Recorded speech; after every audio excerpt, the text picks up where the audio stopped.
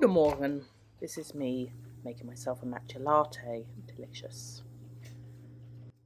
Popping a few sakura marshmallows on and a bit of matcha cake.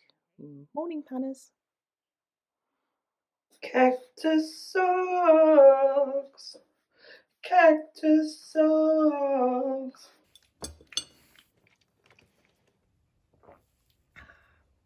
Gardening. Let's do this. Good morning, welcome to my channel. This is Lisa and this is my garden. I'm going to start this with a little brief overview of what I have in my garden and talk you through. It's very much at its beginning stages.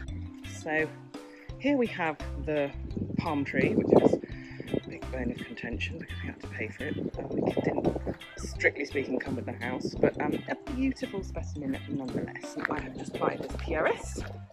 This is Ericaceous compost, and you can see the forest flame beginning to sprout out there. So that's really nice. Oh, look at this. This is it. This is the problems we have. Animals digging things up. There might have been some bulbs been eaten there. It does happen. We live in the countryside now. These are my banana plants, my banana plant pups, which I thought were very much dead. But look at that. Look at that. I cut them off in the winter, which really isn't what you're supposed to do, but nevertheless, that's what I did. And I thought, well, I didn't have the space, so I thought I'll do it now. And then if you look, we've got beautiful. I keep teasing everyone, saying how much they've grown. And they are growing rather fast, I have to say. I'm going to put these in my office until it's time the frost has truly passed. Got a very rare specimen at the back there, which has survived the frost, but they are frost tender because apparently they come from Tenerife. So you need to be careful about that. And a yucca, which I've just acquired, which is also looking a little bit worse for wear. We'll see. This is going to be the herb garden. Here, there's all kinds of herbs growing and some spinach at the back. And then another hardy palm here. This is my fish pond. See if we can see any fish at all. Prizes if you spot one. Nothing. You wouldn't know there was 23 fish in there. Canaris palm. This area is going to be a beautiful balcony, which I have just redone the fencing. You're going to love it. It's going to be really nice. I'm going to have some Moroccan tiles and a pergola up here. Big plans. Got this little patch here. There's not a lot going on. This is some sedum and some yucca. This is euphorbia, which is a very dangerous plant. You need to be very careful when you handle it, because it can bring you out in blisters.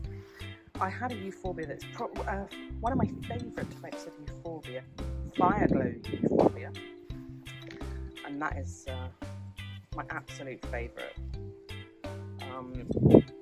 But I didn't bring it with me. This one is sort of a purpley colour, but no, in my experience, no euphorbias are as nice as fire glow. If you look at these, they look a little bit weedy. Sorry about that euphorbia. I might have to pull you out of the ground. I planted my bamboo in a trough because arrowhead bamboo can go a bit wild. You can see that a lot of the old growth is dying back. Hopefully that's not going to affect it and it's going to come back really nice and strong. But bamboo, this will give us a little bit more privacy and make the garden a little bit more tropical. Massive yucca here. Oh, do you know what? I'm not actually sure if that's a yucca. I'm going to have to check that out. Really beautiful grass. It's got a beautiful purple colour to it. This is going in the Zen garden part. This is an Acer. And it's just coming back, and you see the leaves just unfolding, and I've taken it out of its winter bag just to give it a bit of air. Hazel.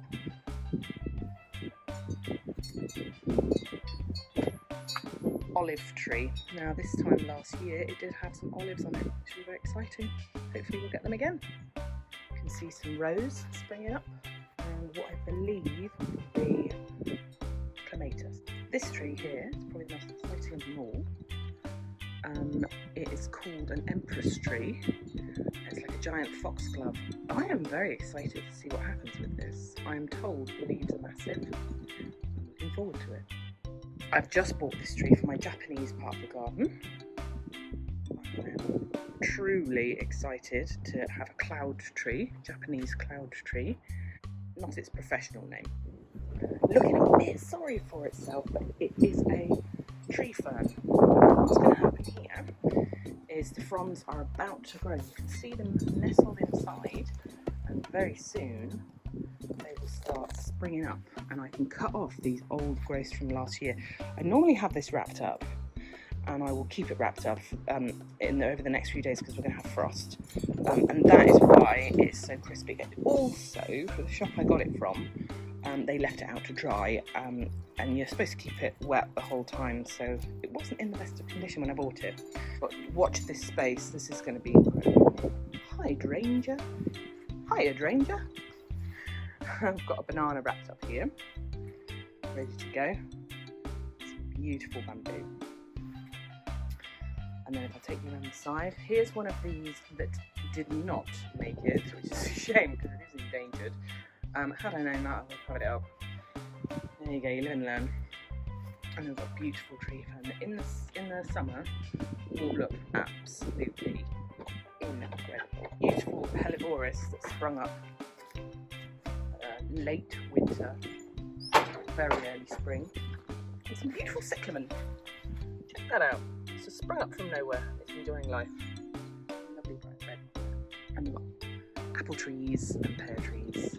And if we go down to the bottom of the garden, you can see that we have many a rhododendron ready and waiting. One of these that, you know what, might just make it. Got some rather lovely succulents growing down here, looking a bit gorge.